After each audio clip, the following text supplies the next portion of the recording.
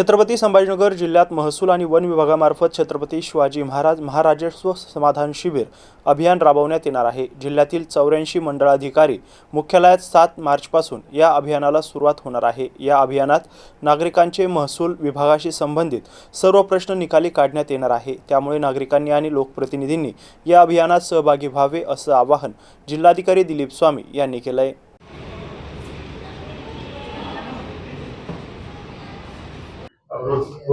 महाराष्ट्र शासनाने 18 फेब्रुवारी 2026 रोजी एक शासन निर्णय निर्गमित केलेला आहे, ज्यामध्ये छत्रपती शिवाजी महाराजांच्या नावानं राजस्व अभियान घेऊन समाधान शिबिर आपल्या प्रत्येक मंडळ अधिकाऱ्यांच्या मुख्यालयी घेण्यासंदर्भात निर्देश दिलेले आहेत।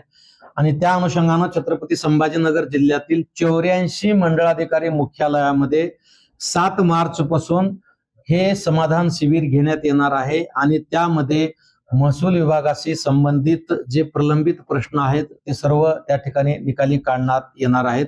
त्यामध्ये पानंद रस्त्याचा विषय आहे, प्रलंबित फेरफार आहेत, कमी जास्त पत्रक आहेत, भूसंपादन झाल्यानंतर सुद्धा शासकीय विभागाचे नाव सातबारावर लागले नसतील तर ते नावं लावायचे आहेत।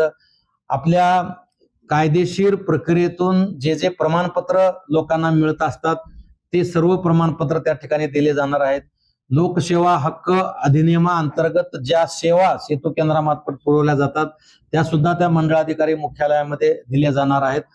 आकर्षक ची अट शासनाने रद्द केलेली आहे, परंतु त्याचा अधिभार मूल्य जो आहे त्याची निश्चिती या कॅम्पच्या माध्यमातून केली जाणार आहे। आणि विविध जनजागरण सुद्धा या कॅम्पच्या माध्यमातून करून जनसामान्य नागरिकांचं जीवन सुसह्य कसं होईल यासाठी प्रयत्न केला जाणार आहे।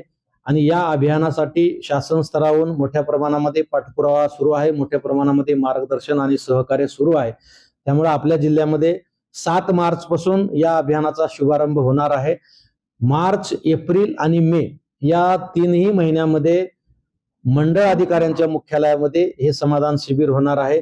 माझं आपल्या जिल्ह्यातील समस्त नागरिकांना विनम्र आव्हान असणार आहे की आपण या शिबिराचा जास्तीत जास्त लाभ घ्यावा आणि ज्या ठिकाणी हे अभियान होत आहे त्या ठिकाणच्या नागरिकांनी, ग्रामपंचायतींनी या अभियानाच्या यशस्वीतेसाठी आम्हाला सहकार्य करावं।